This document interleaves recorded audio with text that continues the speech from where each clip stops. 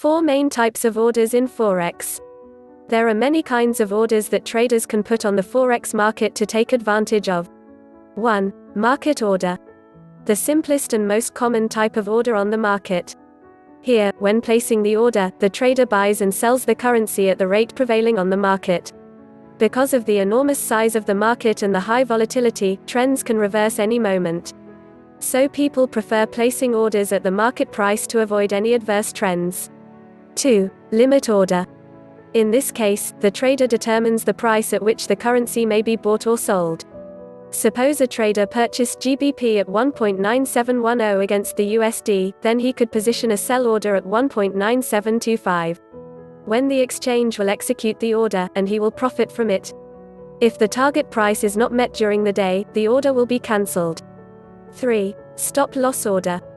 Stop losses are necessary because of volatility. We assess a trader's maximum loss to bear.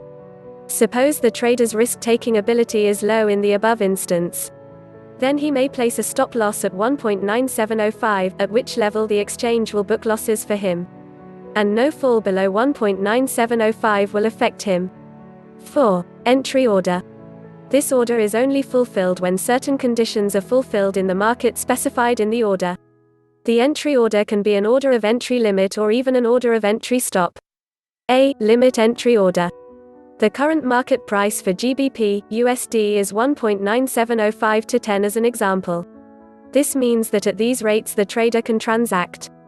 A trader may position a limit entry order here to sell his holdings at a price higher than the market price, say, 1.9715. His directive would only be executed if the price had been reached. Similarly, he might position a purchase order at a level, say 9,700. And his purchase order will remain pending until the price falls to that point. B. Stop entry order.